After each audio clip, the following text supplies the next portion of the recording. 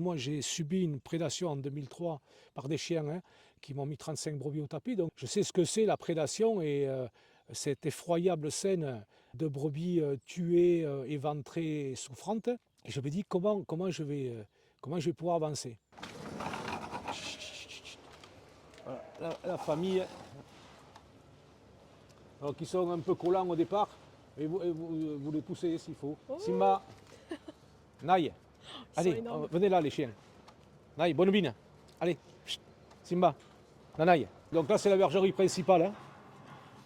C'est là où se passent les agnelages, le soin des animaux en période hivernale, la traite, la fabrication fromagère, etc. Donc là, elles sont prêtes à aller faire un petit tour dehors, aller dans les prairies.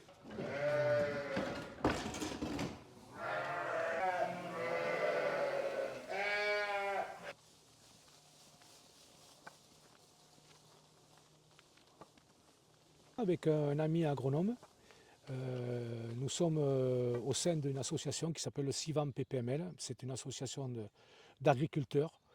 Et nous rencontrons une personne, Antoine Nochi, et va naître un projet qui s'appelle le PPRP, Plan de prévention du risque de prédation, dans lequel on va travailler sur à la fois les savoir-faire de terrain pour protéger nos troupeaux et la participation de la société des hommes pour conserver ce que l'on considère comme l'élevage de demain, c'est l'élevage de plein air. Donc ici on peut voir qu'en fait sur une parcelle qui fait environ 5 hectares, on l'a clôturée, on a clôturé à peu près un hectare où il y a 150 brebis et il y a 3 chiens de protection.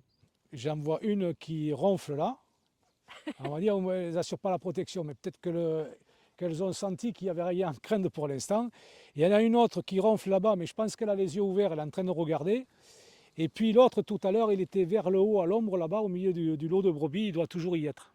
C'est Simba? C'est Simba. S'il détectait une intervention, il viendrait contre les clôtures en disant « je suis là ». Voilà. Donc, et là, il y a la clôture, donc elle est électrifiée. Elle est électrifiée. Donc, ce type de clôture, c'est plus pour délimiter la zone à défendre, pour que les animaux restent dans cette zone. Donc, c'est un système qui fait ses preuves en zone de prédation. D'après les remontées de terrain que nous avons, on sait que sur 75% des zones à loups, ça se passe plutôt pas mal, simplement que les moyens de protection mis en œuvre sont supportables financièrement, psychologiquement et socialement. C'est ça que ça veut dire, ça ne se passe pas trop mal. Sur 25% des zones, on est ce qu'on appelle des foyers de prédation, où là, malgré des moyens de protection importants, on a quand même une récurrence d'attaque. Là, ça s'allonge parce que le chemin est étroit. Alors qu'à droite, il y a le gros chemin, mais elles ont décidé qu'elles passaient là. Donc on ne va pas les contrarier. Donc on sait que tous les jours, il faut attendre que tout le monde se mette en file indienne là, pour passer. Il faut que, dans notre cadre, on accepte, même si philosophiquement notre société moderne a de plus en plus de mal à l'accepter, que la confrontation violente existe et que c'est ce qui fait la règle ou les règles qui participent à l'équilibre et à la durabilité de ce monde. Il y a la symbiose, c'est super. Il y a le mutualisme, on l'utilise aussi. Mais il y a aussi le parasitisme, la compétition et la prédation. Ce sont des interactions, à un moment donné, qui permettent l'équilibre de ce monde, de nos écosystèmes. Et il y a... Et c'est ça qui manque dans notre rapport aujourd'hui c'est ça qui manque dans notre rapport, parce qu'on ne vit plus avec le sauvage. On s'est imposé des règles de société qui ne correspondent plus à ce que vivent d'autres peuples qui vivent avec le sauvage.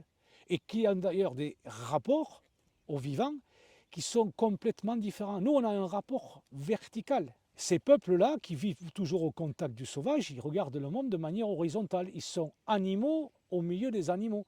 C'est d'ailleurs quelque chose qui est important à dire, c'est que nous sommes les seuls à vivre dans l'illusion de ne pas être des animaux. Oui, t'es belle.